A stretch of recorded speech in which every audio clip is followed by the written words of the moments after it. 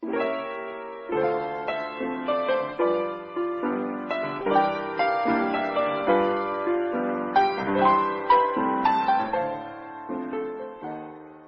and welcome to the Old Time Radio Hour. I'm your host, Justine Ward. Each week we bring you the best of old radio. Happy 4th of July. This week we have two patriotic musicals from the Railroad Hour. First we have a rebel lass in the Revolutionary War who agrees to spy on a dashing redcoat officer. With music by Richard Rodgers and lyrics by Jerome Hart. It was a big hit when it came out in 1925. It's set in 1776 Manhattan. Enjoy the Railroad Hour, Dearest Enemy. First broadcast November 10th, 1952 on NBC. Ladies and gentlemen, the Railroad Hour.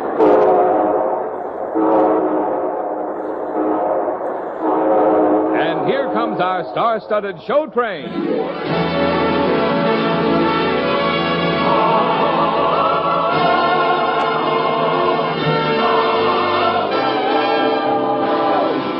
Tonight, the Association of American Railroads presents a distinguished musical hit by Rodgers and Hart, Dearest Enemy, starring Gordon MacRae and his guest, lovely Eileen Farrell. Our choir is under the direction of Norman Luboff, and our music is prepared and conducted by Carmen Dragon. Yes, tonight another great musical success is brought to you by the American Railroads, the same railroads that bring you most of the food you eat, the clothes you wear, the fuel you burn, and all the other things you use in your daily life. And now, here is our star, Gordon MacRae.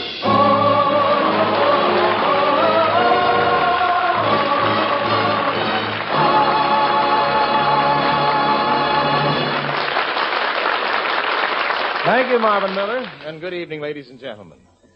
Say, I'll bet you never thought of New York City as a battlefield, unless you happen to be fighting your way onto the subway during a rush hour. But tonight we're going to tell you in music about the days when bullets were really whizzing up and down good old Manhattan Island. Eileen Farrell will be singing the role of Betsy, while I put on the crimson coat and the white bandolier of Sir John Copeland, captain in the colonial army of His Royal Majesty King George III. And so curtains going up on Rodgers and Hart's Dearest Enemy.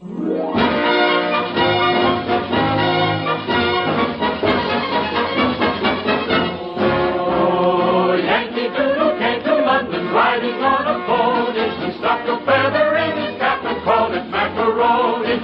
Yankee Doodle, keep it up, Yankee Doodle dandy. Mind the music and the step, and with the girls be happy.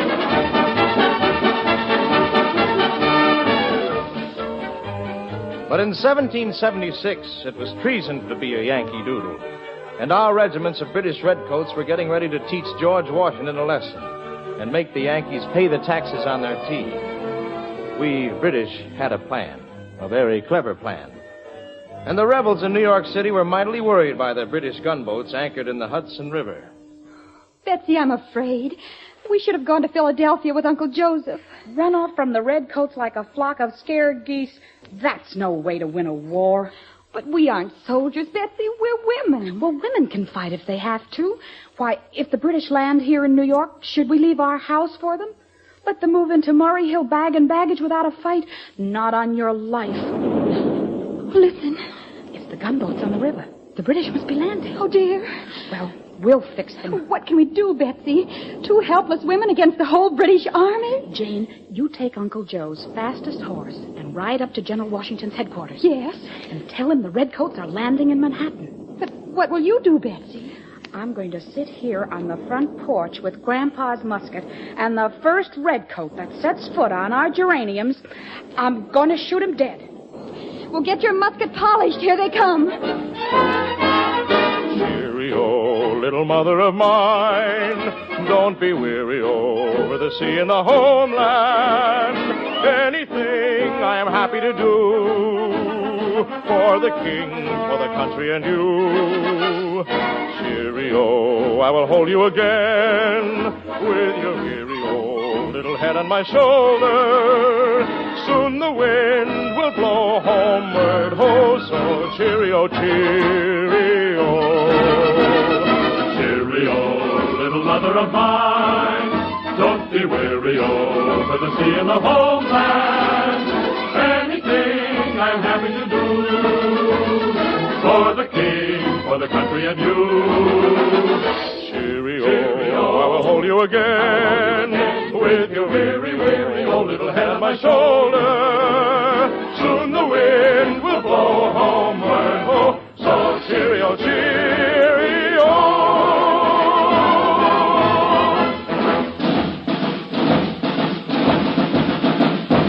Uppity! Oh, up, you! You'd better halt, you redcoat, you. My dear lady, would you mind putting down that gun? It isn't very hospitable. You'll get no hospitality here. And if you come closer than that geranium bed, I'll pull the trigger. Oh, I wouldn't do that. Well, I would. Look out. It didn't go off. Of course not. There's more to firing a musket, my dear lady, than closing your lovely eyes and squeezing the trigger. You didn't pull back the flintlock. I didn't put a bullet in it either. I just hate that noise. Oh, you're a fine little rebel. Well, I guess you realize your war is about over, now that we've taken New York. Well, maybe you've taken New York, but you won't capture Murray Hill. Oh? Is that what they call this house? That's right. And any redcoat that comes uninvited will have to answer to Betsy Murray. You know, I like that name. Betsy. May I introduce myself? I am Sir John Copeland. You are an enemy of my country. And you are an enemy of mine. But, Betsy, haven't you heard what the good book says? Love thine enemies? Well, I don't love you, and I never will. Oh, I wouldn't be too sure about that, dearest enemy. By and by, not now, but by and by, somehow we'll try and buy a little nest. Scheme a while, when lonely dream a while, 'twill only seem a while, and love will do the rest.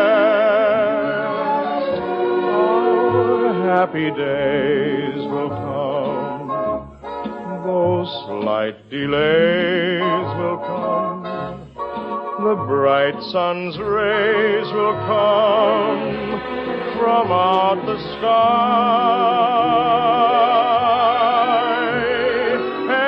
Every cloud just flies on. Love is on the far horizon. You'll be my sweetheart by and by.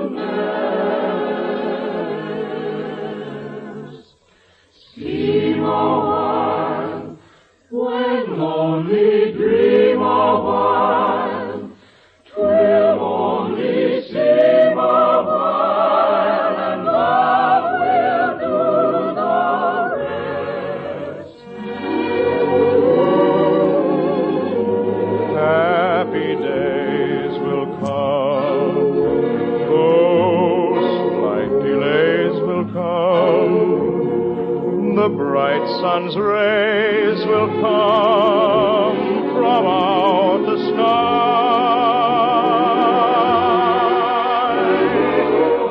Every cloud just flies on.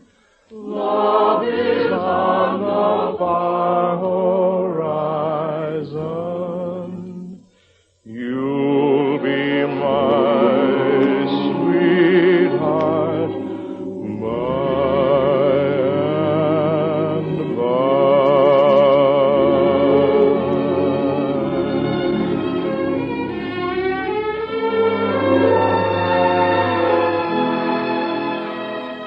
Now, how about it, Betsy Murray?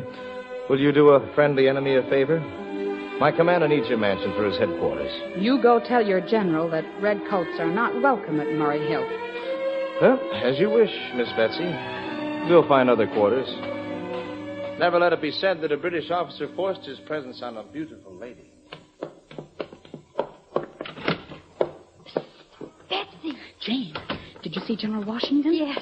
He says you must keep the British here as long as you can. What? Open up our house to them if we have to. Beg them to stay with us. Oh, no. Anything to keep them from attacking until our troops are ready for battle.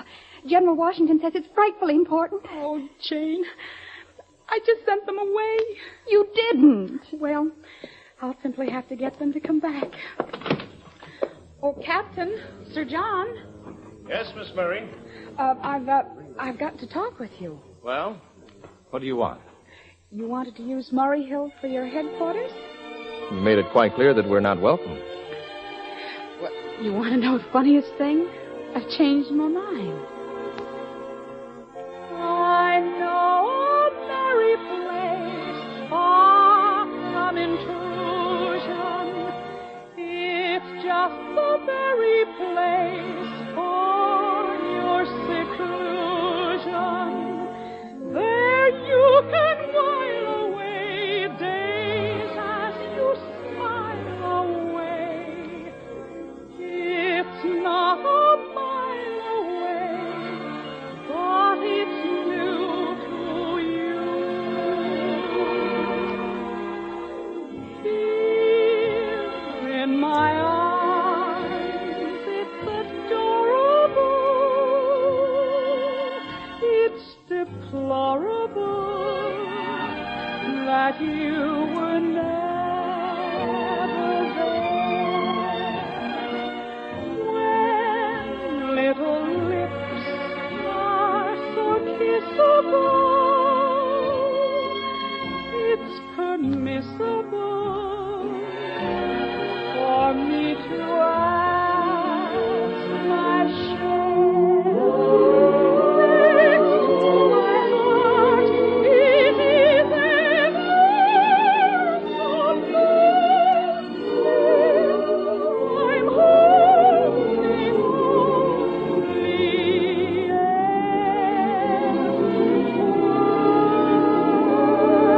I'm here in my arms, it's adorable. It's deplorable that you were never there. Now, what brought on this sudden change of heart, Miss Betsy? Why, you did, Sir John. You were so gracious and gentle. How could my sister and I be rude to you? We want you to stay at Murray Hill as long as it pleases you. Well, thank you, Miss Betsy. You are most kind.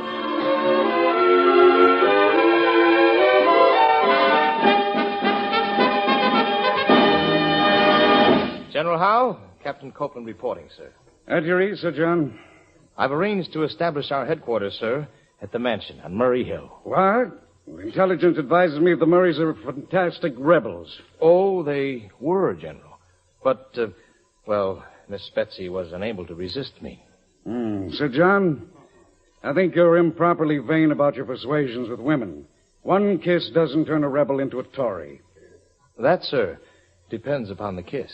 Young man, our sentinels suspect that the Murrays obtained a message from General Washington. That is what melted her resistance, not your kiss. Oh, you think so, sir? Don't be downhearted, my young Casanova. We shall make our quarters at Murray Hill to learn what Washington is up to. But your Betsy, I promise, is a rebel to the core. So that's it. I thought she loved me, but she was only pretending. Here in my arms, it's adorable. It's deplorable that you were never there. When little lips are so kissable, it's permissible for me to ask my share.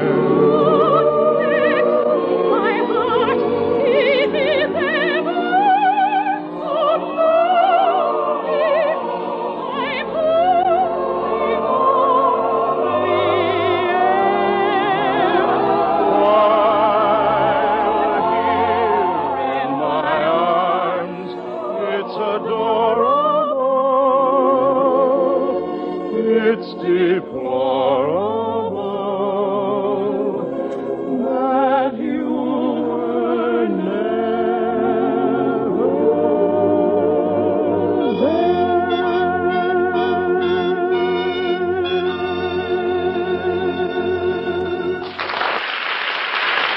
We'll return for the second act of Dearest Enemy in just a moment.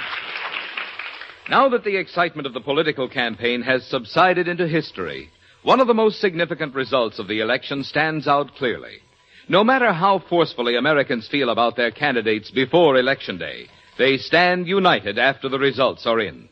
And that is one of the very important characteristics that makes America great. The willingness of all its citizens to do as they are doing now, to march forward as a united people to the greater promise of the future. And playing an essential part in that forward progress is one of the great unifying forces of the country, America's railroads. For it is the vast network of rails knitting together every section of our far-flung country that has enabled us to marshal our rich resources for the greater good of all our people. Without our railroads, we would still be a continent of separate and isolated communities. But when more than a century ago the iron horse started its web of steel rails throughout the country, America was on its way to becoming one nation, indivisible, and destined to greatness. Wherever the iron horse went, communities, farms, and industry followed in its tracks. And America was off to a rolling start toward perhaps the most exciting and fruitful era in history. Today, the almost incredible productive might of America, the system that makes our way of life possible, depends for its very existence on the continent-wide all-season service of the railroads, as they haul more tons of freight, more miles, at a lower average charge than any other system of general transportation in the world. And as a unified America marches ahead to an even greater tomorrow, the railroads, the cornerstone of our transportation system, will continue to play their essential role in that progress. For it's clear that the better we live, the more transportation we need, and that no other form of transportation can match the inherent efficiency and economy of trains of cars pulled over tracks of steel by locomotives.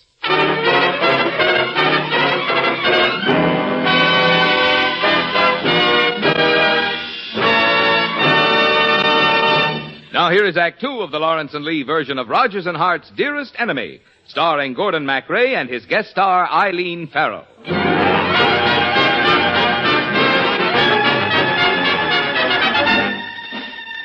We moved our British headquarters into the mansion at Murray Hill. And although I knew that the bewitching Miss Betsy was only trifling with my affections, I couldn't stop myself from falling in love with her. Whether she really cared for me, it was impossible to tell. For I knew that her smiles and kind words were merely to advance the cause of independence. Good evening, my handsome Sir John. I'm surprised, Miss Betsy, that you can see anything handsome in a British uniform. I thought that you would prefer a ragged Continental. Oh, how peevish of you, Sir John. If you act like that, I'll only dance with you once at the party tonight. No, you won't dance with me at all, my dear. No? No, I'm afraid I shan't be here. Nor will my regiment. You're marching? Tonight? Don't you wish you could warn your rebel friends? Oh, excuse me. Where are you going? Well, do you mind if I tell my sister so she can stop the plans for the party?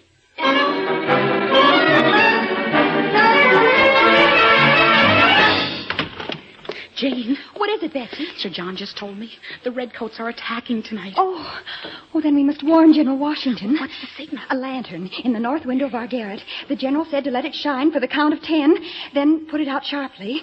That will tell him that the British are leaving Murray Hill. Jane, you light the lantern, and I'll stay with Sir John and make sure he doesn't interfere. Oh, Betsy, this is so exciting. Sir John? Yes? We're sorry you must leave us. I'm afraid your sweetness is wasted on me, Mistress Betsy. I know it's all been for show, to delay us here. Well, I admit it was at first. But now, I'm honestly sorry to see you go. Don't you believe me? No, but I like the candlelight in your eyes when you say it. Then perhaps you'll believe this. Here's a kiss, I'll give you this, as keepsake of my love. With a fond you, I'll pledge my love on you. Ever, dear.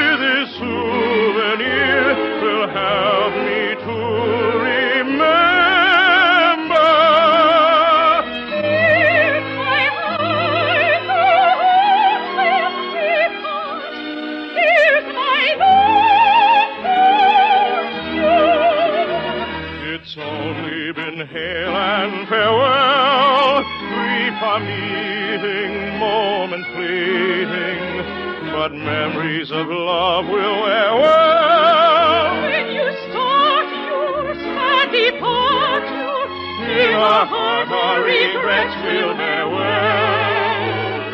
Here's a kiss I'll give you this as keepsake of my love. with a fond adieu, I pledge my love on you. Ever near this souvenir will help me to remember. Here's my heart, oh, home when we part. Here's my life,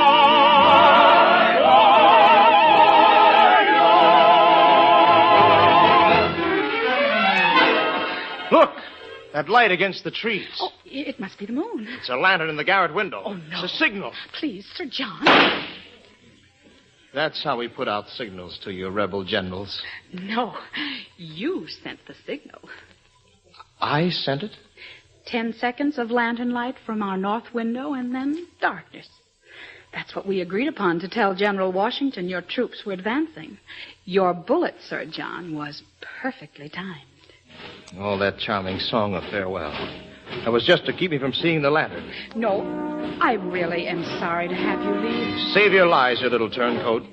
I've got a battle to fight and a war to win. Dearest enemy.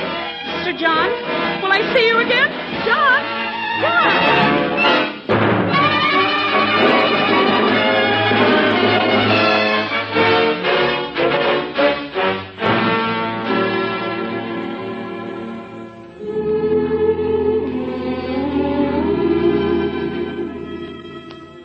Have you heard the news, Betsy? About General Washington's great victory? Yes, I'm glad the war is over. Perhaps Sir John will be coming back to Murray Hill. No, there have been too many bitter battles and bitter memories between. And yet, this is the by and by he told me about. Remember? By and by, not now, but by and by, somehow we'll try and buy a little rest. Scheme a while, when lonely dream a while, 'twill only seem a while, and love will do the rest. Our happy days will come, though slight delays will come. The bright sun's rays will come from out the sky.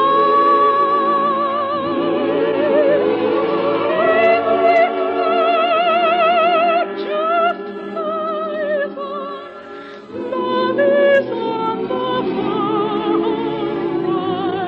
horizon. You'll be my sweetheart by and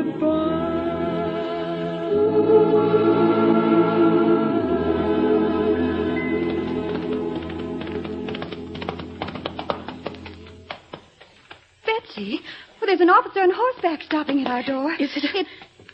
It's General Washington. Oh, no. Oh, I can't see him in this old dress. How does my hair look? Oh, dear. Miss Betsy Murray? I'm deeply honored, General. Please, don't bow. It is I who should bend my knee to you. I can tarry here but a moment to pay an old debt of gratitude.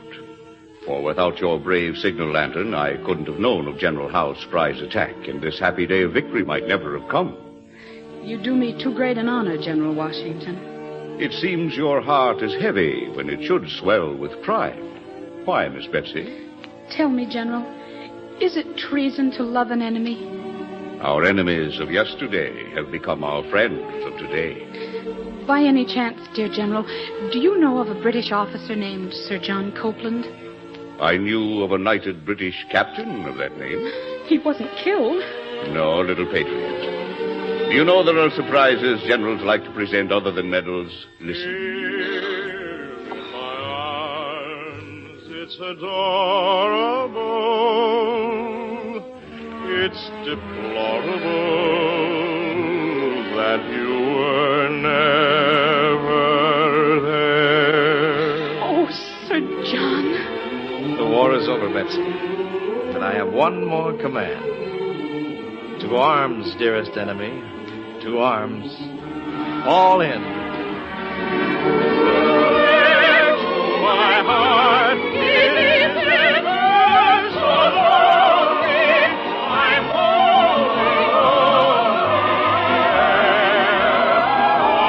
I'll hear in my arms. It's adorable. It's deplorable that you were never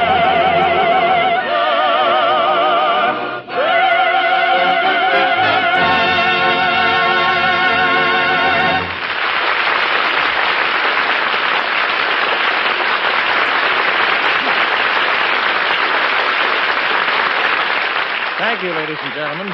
Lovely Eileen Farrell will be back in just a moment. And meanwhile, our thanks to John McIntyre, Janet Waldo, Kurt Martell, and to our entire company.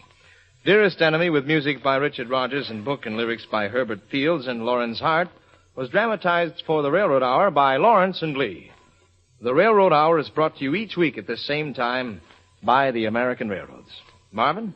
Imagine yourself taking an 8,000-mile trip by train and seeing in person how the railroads move America's myriad products of farms, mines, forests, and factories. That's the kind of a trip a 12-year-old girl takes in a fascinating, fast-moving story to be dramatized by the television program American Inventory next Sunday afternoon. To produce the show, camera crews were sent throughout the country to make vivid, on-the-scene shots that add up to a program you won't want to miss. See it next Sunday over many NBC television stations. Consult your newspaper for time. Thank you, Marvin. And now here again is our charming guest, Miss Eileen Farrell. Wasn't it fun, Gordon, reliving the American Revolution in music? Well, it certainly was, Eileen, and I didn't mind a bit surrendering to you. But now that the story's over, you can lay that flintlock down, gal. Well, who's gunning for you next week, Gordon? Well, Marion Bell will be our guest, Eileen. And we'll be singing another glorious Rodgers and Hart score as we peek backstage at the ballet for On Your Toes. Well, I'll hang a signal lantern in my window, Gordon, to warn all my friends not to miss it. Thank you, Eileen. Good night and come back real soon. All aboard! Well, dear friends, it looks as though we're ready to pull out, and so until next week, and On Your Toes, this is Gordon MacRae saying goodbye.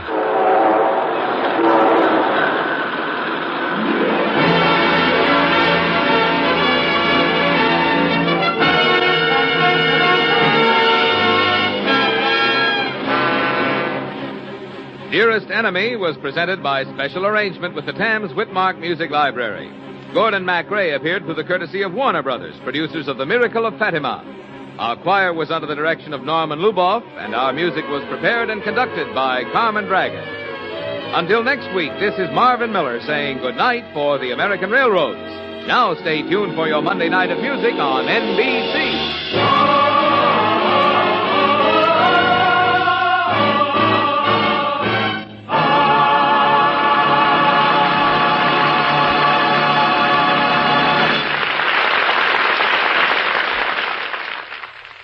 You've been listening to the Old Time Radio Hour with your host, Justine Ward.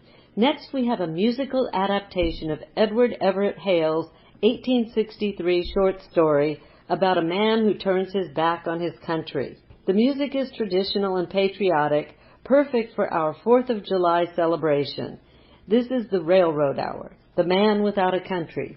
First broadcast June 29th, 1953 on NBC. Ladies and gentlemen, the Railroad Hour.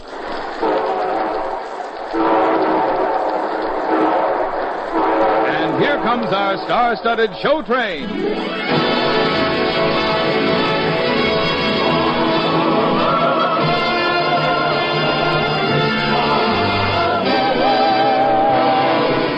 Tonight, the Association of American Railroads presents a new musical version of the great Edward Everett Hale's story, The Man Without a Country, starring Gordon MacRae and his famous guest, Dorothy Warrenshow. Our choir is under the direction of Norman Luboff, and our music is prepared and conducted by Carmen Dragon. Yes, tonight another exciting story with music is brought to you by the American Railroads. The same railroads that bring you the food you eat, the clothes you wear, the fuel you burn, and a multitude of other things you use in your daily life. And now, here is our star, Gordon MacRae.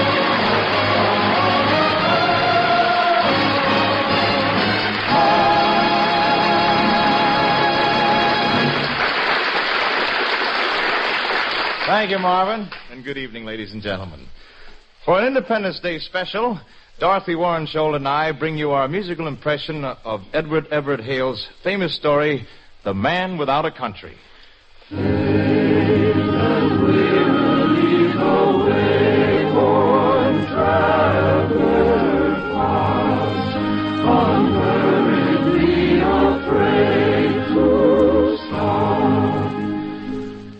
The time is the turn of the century, a century and a half ago. Thomas Jefferson is President of the United States, and there are 17 stars in the Star-Spangled Banner.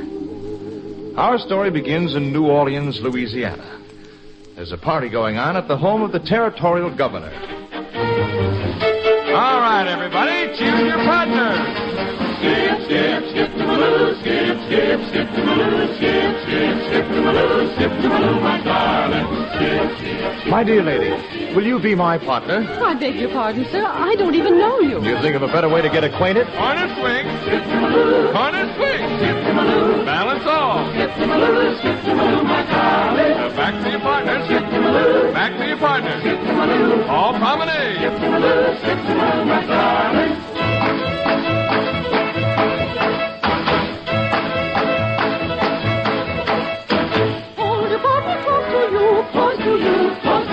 Now you know what else to do. Just skip to Maloo, my darling. Skip, skip, skip to Maloo. Skip, skip, skip to Maloo. Skip, skip, skip to Maloo. Skip to Maloo, my darling. Perk-a-deedle-dido. Perk-a-doodle. Oh, that was delightful. Thank you for the dance, my dear lady. I am not your dear lady. Why, we haven't even been introduced. Easily remedied. I am Philip Nolan, Lieutenant, Army of the United States. And you? Lieutenant Nolan, this is not the least bit proper. Not even for a soldier far from home and lonely for a woman's smile? Oh, won't you lend me the sound of your name for just a moment? I'll give it right back to you. My name is Nancy Montgomery. Ah, Miss Montgomery, would you do me the honor to be my partner in a different temple? As a favor to an old friend? Why, Lieutenant Nolan, we've become old friends so suddenly. Mr. Nolan, sir. Yes, Colonel. I have been observing your attentions to my niece, Miss Montgomery. Please, Uncle Frank. Lieutenant, while you remain under my command, I must ask you not to see my niece. May I ask why, Colonel? Are you accustomed to questioning the orders of your superiors, Mr. Nolan? No, sir. You will excuse me, please, Miss Montgomery. Oh, why did you treat him like that, Uncle Frank? I don't want you to see that young lieutenant. You are not my commanding officer. I demand to know why. Very well. I don't want you to see Lieutenant Nolan because I believe he is a traitor. I don't believe it. Ladies and gentlemen, you will all join in singing the praise and prosperity of these great and growing United States. Hail to the happy land. Hail, ye heroes, heaven-born band, who fought and bled in freedom's cause, who fought and bled in freedom's cause. And when the storm of war was gone, and joy the peace your valor won, let independence be our boast, ever mindful what it cost, ever grateful for the prize. Let its altar reach the skies, and united let us be.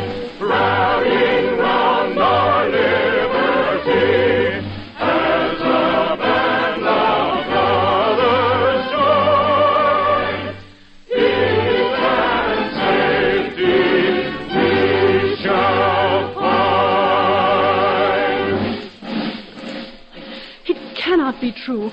I watched him, Uncle Frank, as he sang the anthem. I can't believe Philip Nolan is a traitor. We may know soon, my child. Very soon.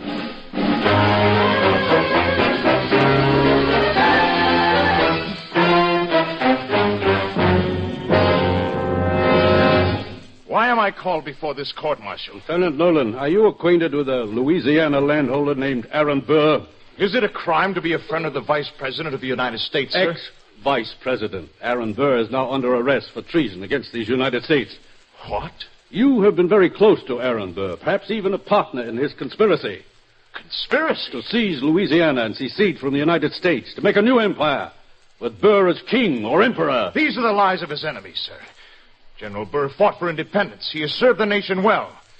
And this is how his country rewards him. Lieutenant Nolan, do you owe a deeper loyalty to your friend than to your country? The United States, sir, is ungrateful. You passed judgment on the United States. The United States passes judgment on Aaron Burr, and falsely. If you were to choose between Aaron Burr and the United States... I say curse the United States. I never wish to hear the name of the United States again. Mr. Nolan, it is possible that this court may grant you that wish.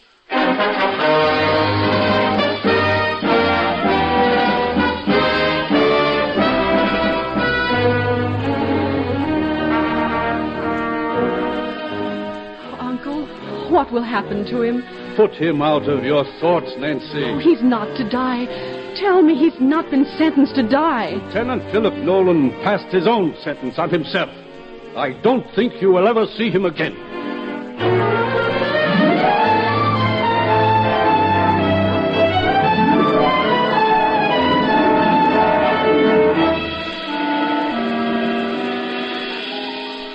Welcome aboard the Intrepid, Mr. Nolan.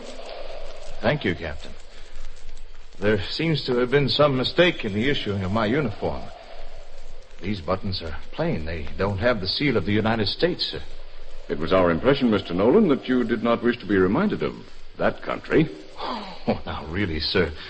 They don't mean to carry out that ridiculous sentence. I have explicit orders, Lieutenant. You are never to hear the name of your native country, or see its shores, or hear news of what is happening there. Why, that's preposterous. Am I never to see the United States again? Never to receive news from home? Or from loved ones?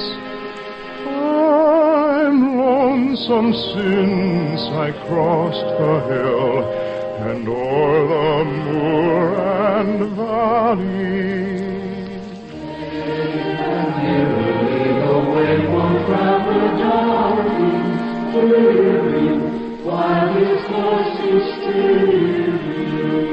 Such heavy thoughts my heart to fill, since parting with my Nancy.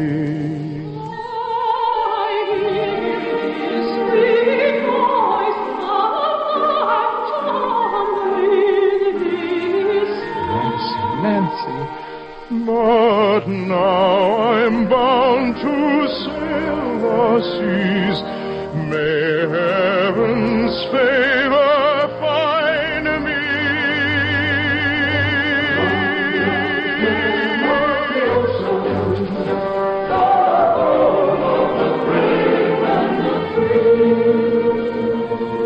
And send me safely back again to the girl I've left behind me.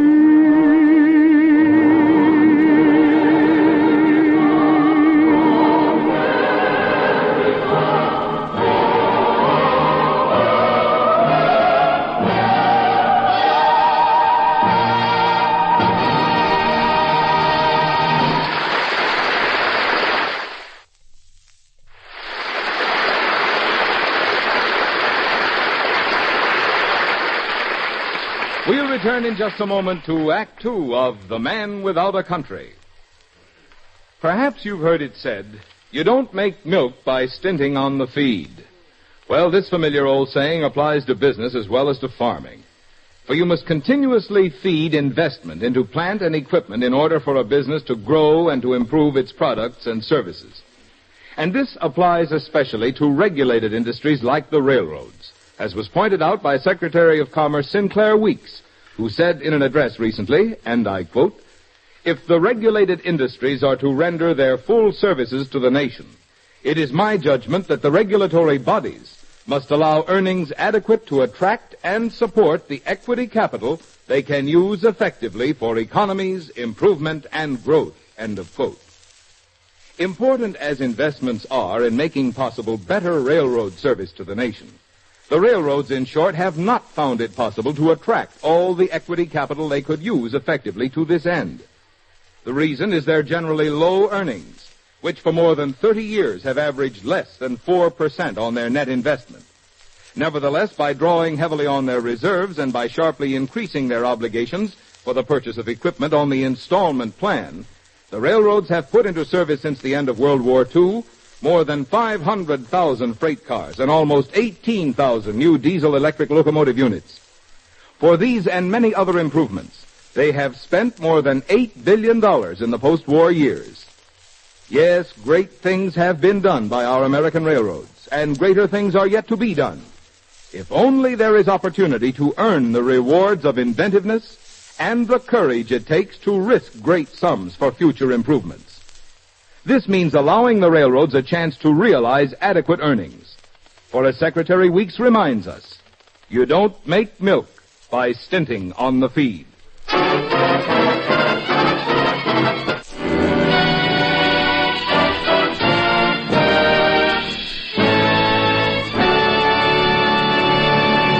Now here is Act Two of the new Lawrence and Lee version of The Man Without a Country, starring Gordon MacRae as Philip Nolan and Dorothy Warrensholt as Nancy Montgomery. Late and wearily the way-worn traveler plods, unhurriedly afraid to stop. My dear Miss Montgomery, I am writing this at sea aboard the Corvette Enterprise, which is, for a few weeks or months, my home. I cannot hope to hear from you, for letters addressed to Philip Nolan are never delivered if they bear the postmark USA. The sentence which I pronounced upon myself has been carried out with great thoroughness. I am never allowed to see a newspaper which mentions the United States. And whenever the ship on which I sail draws near to that country, I am transferred to another vessel, outbound from her shores. My comfort is in my memories of dancing with you, dear Miss Nancy, and of the glorious music of America, the names of the rivers and the songs that have echoed in their valleys. Yes, these recollections are treasures to me. Oh, Shenandoah, I long to hear you. Away, my rolling river. Oh, Shenandoah, I can't get near you. Away, away, so far away. Across the wide Missouri.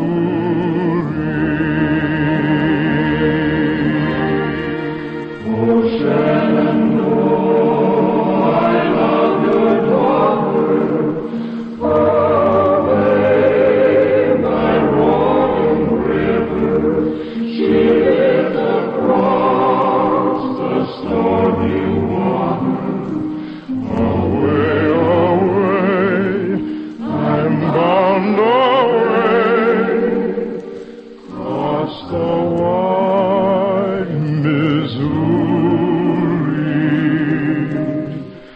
across the wide Missouri.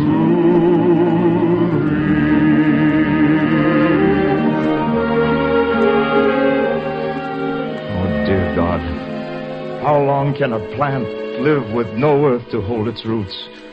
How long can a man go on without home or country?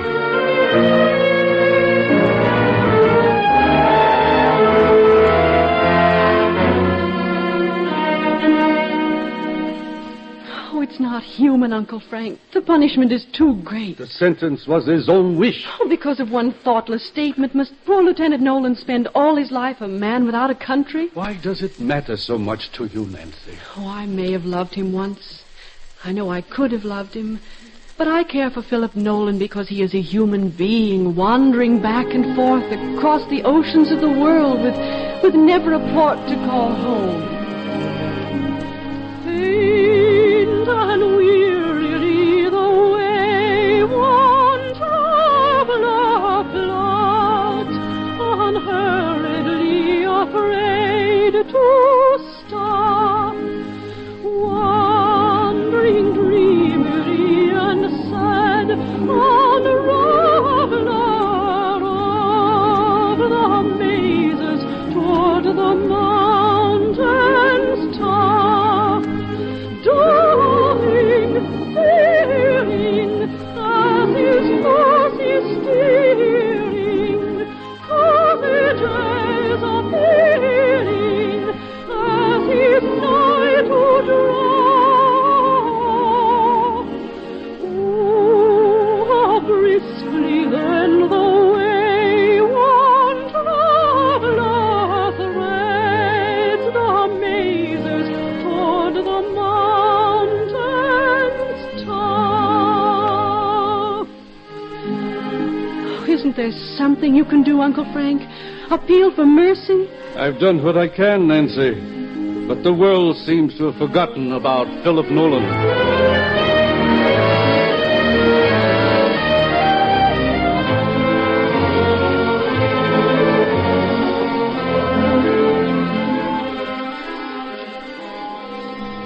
Welcome aboard the Intrepid, Mr. Nolan. Why, Captain Masterson. We have not sailed together since the beginning of my exile. How many years ago, Mr. Nolan? I've almost lost count. Tell me, my old friend, what news of home? Who is the president now? We have our orders, Mr. Nolan. Yes, of course. I should not have asked.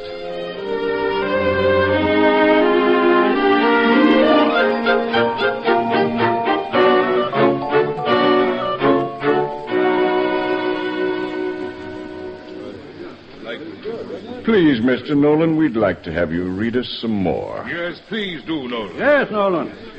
How often can we celebrate a new volume of poems by Sir Walter Scott? Very well, gentlemen.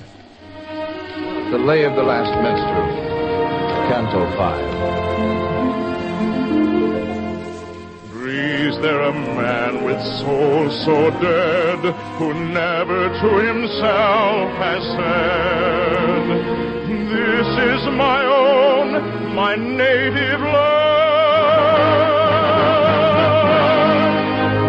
whose heart hath ne'er within him burned, as home his footsteps he has turned, from wandering on a foreign strand. If such there breathe, go mark him well, for him no minstrel raptures dwell. Though his titles, proud his name, boundless his wealth, as wish can claim.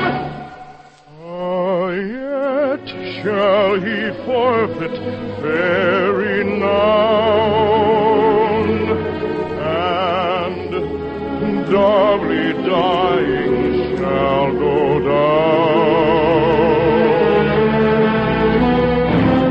to the vile dust from whence he sprung, unwept, unhonored,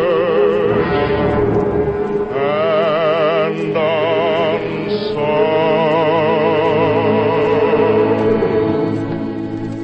Dear God of mercy, how long? How long?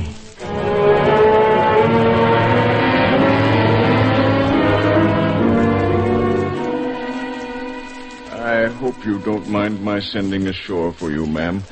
But we have a passenger aboard the Intrepid who's been asking for you. Is it? Old Plain Buttons, we call him. Mr. Philip Nolan. But how is it he's allowed to stay on a ship that docks in New Orleans? I thought... He's very sick, Miss Montgomery. He wasn't strong enough to be moved to another vessel. What does the doctor say? Nolan won't allow anyone in his quarters. But I think he'll want to see you. Thank you for calling me Captain. Follow me, please.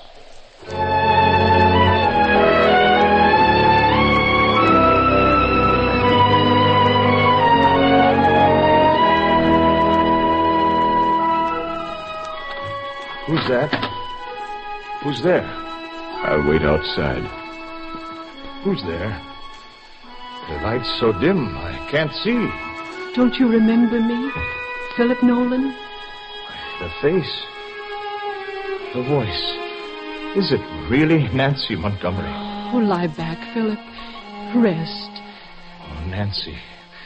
Look around you. I know the light is faint, but you can see. Here I have a country. Yes, I see. The picture of Washington, the flag. I made that myself.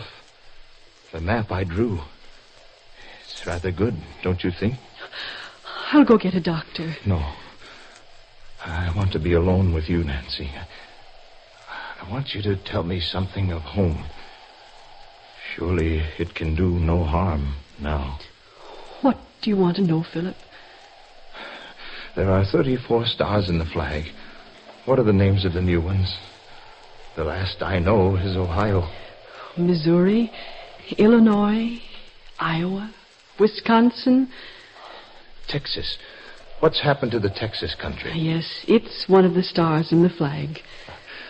Must be one of the biggest stars, eh? One of the biggest. California is a state, too. They've discovered gold out on the Pacific coast. California. From ocean to ocean. From sea to shining sea. Nancy, tell me whatever happened to Aaron Burr. He died. In disgrace? In obscurity. As it should be. For Aaron Burr, obscurity would be worse than disgrace. Oh, Philip. Philip, what's the matter? I'm getting sleepy. Before I go, dear Nancy, open my Bible where the bookmark is and read me the text. All right, Philip.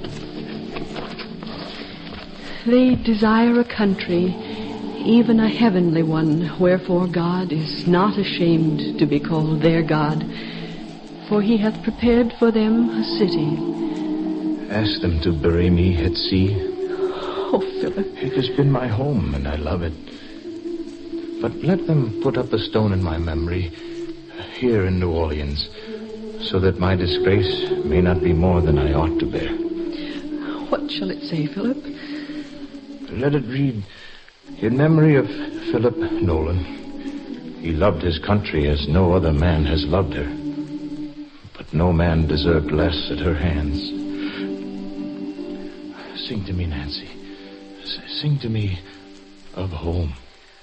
Oh, beautiful for spacious skies, for amber waves of grain, for purple mountain majesties, above all rooted plain.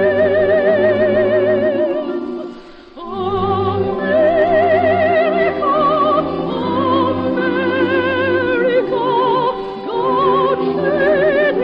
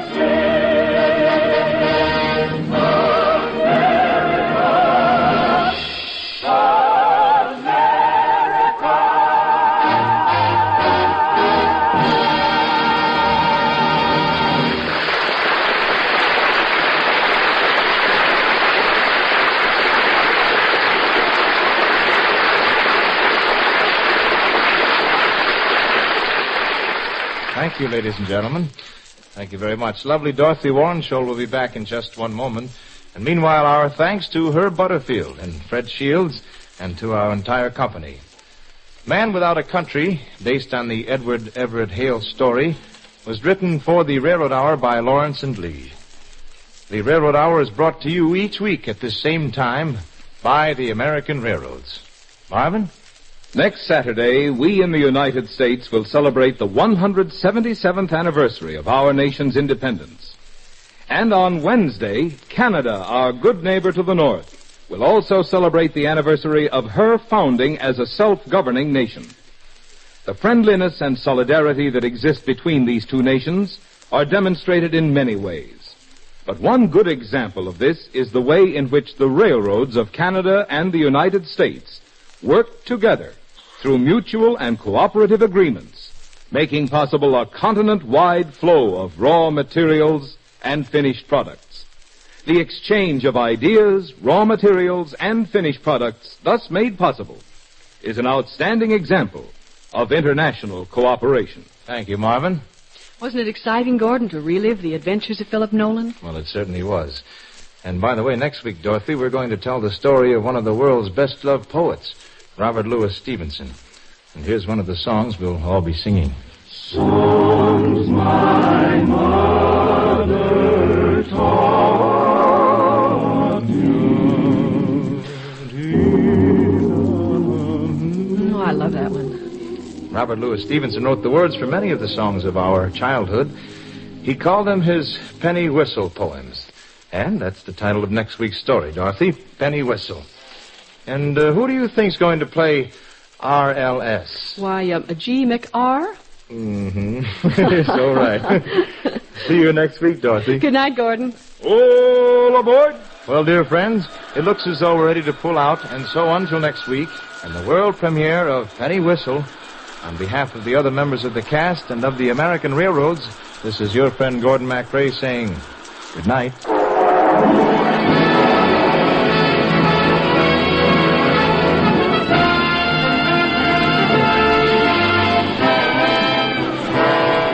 Gordon MacRae can be seen in Warner Brothers' The Desert Song in Technicolor. Our choir is under the direction of Norman Luboff, and our music is prepared and conducted by Carmen Dragon. This is Marvin Miller saying goodbye until next week for the American Railroads. Now stay tuned for your Monday night of music on NBC.